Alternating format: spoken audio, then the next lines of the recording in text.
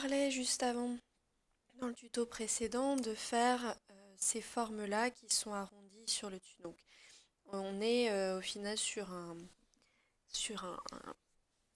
parallélépipède qui s'arrondit sur le dessus. Donc, je vais vous montrer comment fonctionnent les bevels, qui sont des éléments qui peuvent être super intéressants pour ce que vous avez à faire vous sur votre masque. Donc, première chose, moi je vais créer exactement cette forme-là, hein, donc ici là, enfin exactement environ. Donc, première chose, je vais prendre un cube, je vais créer un cube, je vais l'aplatir légèrement avec S et sur X pour, oups, on va y arriver, pour le rendre beaucoup plus fin. Voilà. Et donc les bevels, ce sont des cassures d'angle pour venir les arrondir et les rendre plus douces. Donc n'oublions pas encore une fois que nous, on est en low poly.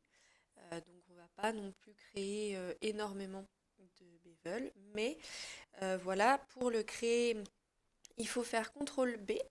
Et donc vous avez ici une chose, c'est que vous avez, avec la molette, vous allez pouvoir hop, ajouter, vous voyez ici, j'ajoute un arrondi où je viens tout simplement, en baissant la molette, faire un sol. Hein, donc on peut aussi casser un angle comme ça, ce qui peut être très intéressant pour vous. Moi j'essaie de mettre à peu près à la moitié et je vais agrandir, voilà, à avoir à peu près ce nombre-là. Je vais choisir là le segment d'en face, CTRL ou commande B, hein, ça dépend de où est-ce que vous êtes. Voilà, et je vais de même manière venir arrondir ici. Voilà, j'ai même été un peu hop, commande B.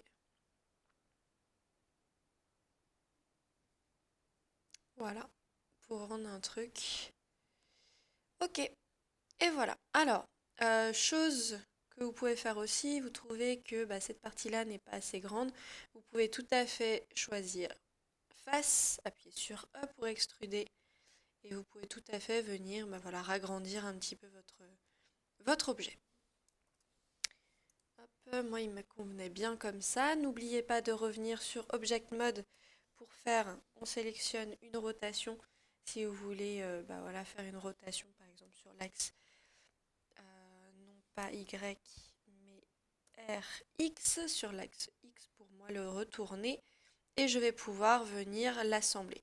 Alors j'ai enlevé les autres morceaux du masque sans faire exprès, ça a planté, mais le but étant de le remettre sur le côté du masque que j'ai fait dans le tutoriel précédent.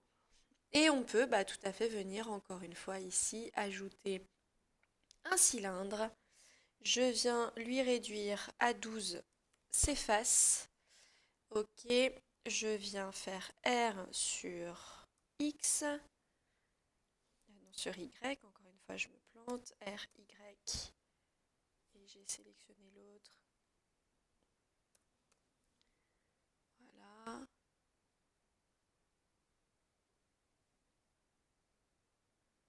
Ok, je viens faire SX pour venir le réduire dans son échelle.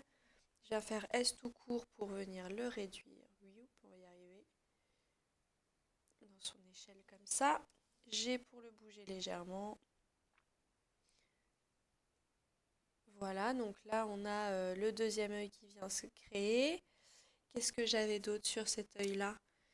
Le fameux cercle qu'on n'a pas rempli tout à l'heure qui est derrière. Donc ajouter hop, un cercle. Je viens faire une rotation sur X cette fois-ci. Toujours pas, c'est sur Y, RY. Hop, alors là c'est le plus délicat parce que j'ai une souris assez sensible. S pour réduire légèrement la taille. G sur X pour le faire apparaître un peu. Voilà. On peut se mettre sur X pour le bouger légèrement sur Y afin de le recentrer. Voilà. Et donc une chose pour que là vous avez un cercle, mais vous n'avez que le contour, vous n'avez pas de face. Donc pour ça vous pouvez aller dans Edit Mode et vous faites face et vous faites Grid Field. Et vous pouvez descendre à 1. Voilà. Et quand vous revenez en Object Mode, bah, du coup vous avez votre cercle qui est OK.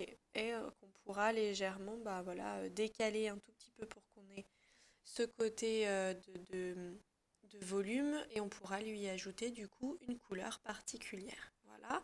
Dernière chose pour mon œil, je dois ajouter encore, si on regarde un cylindre et cette fois-ci un beaucoup plus petit qu'on mettra en noir pour avoir justement ce petit œil là.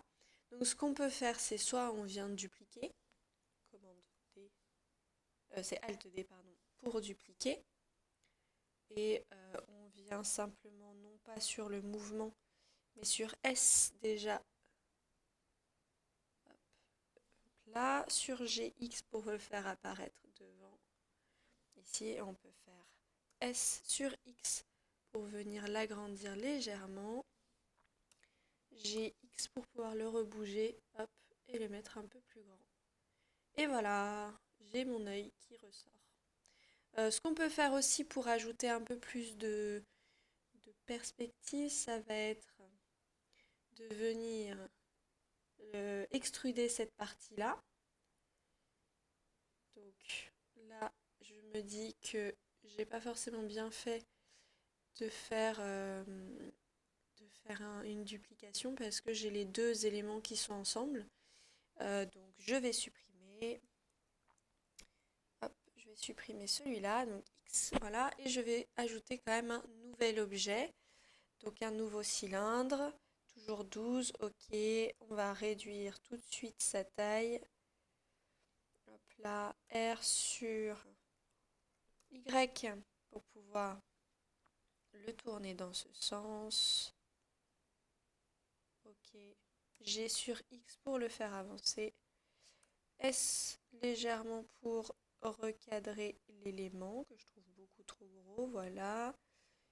Il a dû sortir un peu, donc j'ai X. Je vais faire juste un R sur Y. Parce qu'on n'est pas exactement. Voilà. Là, on est bien. Et voilà.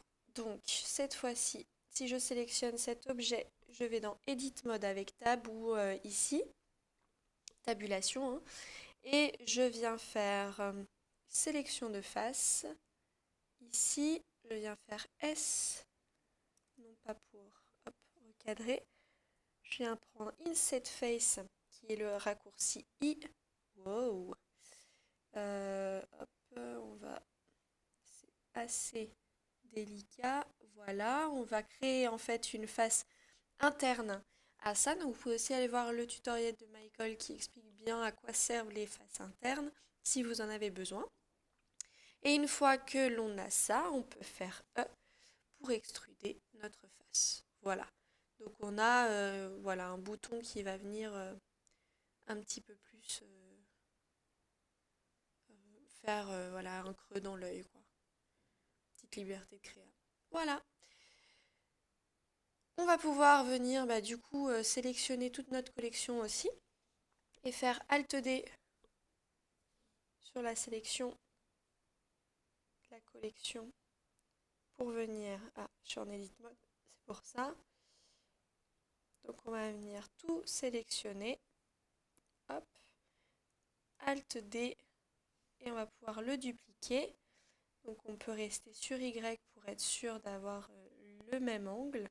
Et la rotation, du coup, pareil sur X pour venir faire une rotation ici de... donc on a sur le côté là, les... Hop, je vais y arriver. Sur le côté ici, vous avez dans Transform, vous avez la rotation. Donc nous, on va faire une rotation de...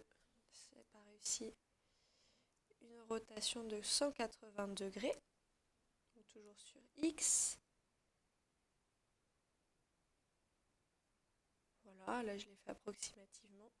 Et c'est pas mal, et je pourrais du coup l'associer avec mon super cylindre que j'avais juste avant.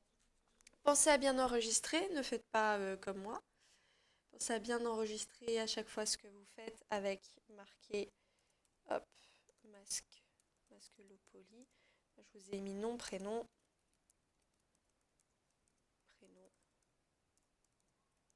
masque low poly. Et on sauvegarde pour éviter d'avoir des crushs du logiciel. Voilà. Qu'est-ce que j'ai d'autre à vous montrer concernant ceci? On va faire un autre tutoriel pour faire ces petits éléments-là et que vous voyez un petit peu plus les loop cut et les loop select. Voilà.